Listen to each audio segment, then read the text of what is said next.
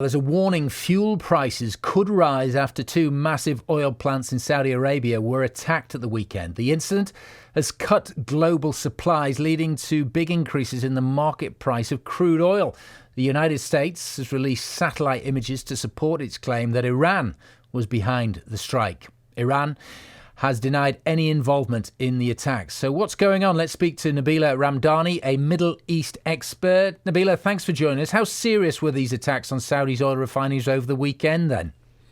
Well, Adam, the first thing to say is that attacks on the world's oil supply always create an international crisis and massive media coverage. And there are very good reasons for this. I mean, the principal one is that the West, and particularly the United States, are hugely reliant on oil, as indeed is the global economy. So what happened last Saturday was consequently very significant indeed. In effect, just after 4 a.m. on Saturday morning, there were two explosions at Cumbria oil field at the Abqaiq processing facility in eastern Saudi Arabia, and both facilities are owned by Saudi Aramco, the state-owned Saudi oil company, and undoubtedly the most important company in the kingdom, and as such it's often described as the jewel in the Saudi crown. It is thought that up to 10 drones had flown in from hundreds of miles away and created the damage, and missiles may have been involved as well. But whatever weaponry was involved in the attack, it severely disrupted global energy infrastructure and sent oil prices soaring. So who do we think could be behind the attacks then? Well, the first and so far only group to have claimed responsibility for the attacks are the Houthis, the rebel group who are backed by Iran and fighting a Saudi-led military coalition in neighboring Yemen. And they have been involved for the past 4 years in what is arguably the most horrendous war in the world today. And beyond the military conflict, there's an appalling humanitarian crisis in Yemen in which thousands are dying. Now, we've heard from a Houthi spokesman who said that the assault on Saudi Arabia was carried out by 10 drones. And the Houthis recently acquired much more powerful drone technology that has given them the power to strike targets more than 1,000 miles away. And this is according to well-sourced reports by the United Nations. And in the past months, there have been unconfirmed reports of attacks by Houthi drones on civilian airports in Saudi Arabia, Abu Dhabi and Dubai. And it is claimed that Iran has been helping the Houthis to acquire and use the advanced drones. But this claim is denied by both Iran and the Yemeni rebels.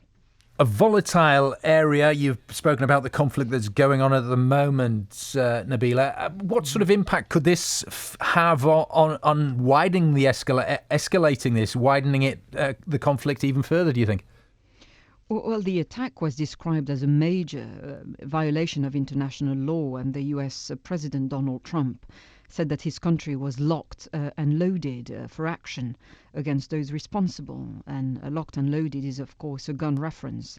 So Mr. Trump clearly has a conflict in mind. And we often hear the expression oil wars with the critics of the USA saying that the main interest in the Middle East is oil.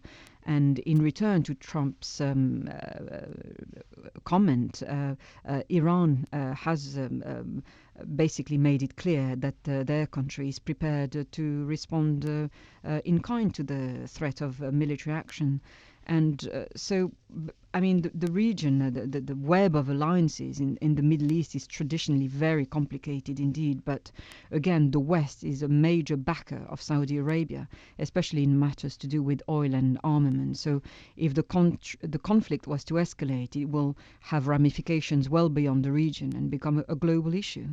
So it seems fairly facile in a sense, given people are losing their lives. But what will the impact be on petrol prices, on diesel prices here in the UK, do you think? Well, beyond what is a hugely complicated conflict situation, news of the attacks has sent oil prices soaring, and as you hinted at, the prices of a barrel of Brent crude surged by 20% early on Monday to nearly $72 a barrel, and that's up from $60 per barrel. Now that's a huge jump, but the price then dropped back to about $66 per barrel after Donald Trump pledged to release some of America's oil reserves to make up the shortfall from Saudi Arabia. But remember that the oil price could rise higher if Aramco cannot bring supplies back online quickly, or if there is indeed military action in the Gulf. And of course, higher oil prices have a huge impact on global growth, not least of all because it pushes the prices of petrol-based product, and it pushes up transport costs as well. And this in turn fuels inflation, and it leaves consumers with less disposable income as a result. Nabila, thanks for joining us on the News Hour. It's Nabila Ramdani, a Middle East expert.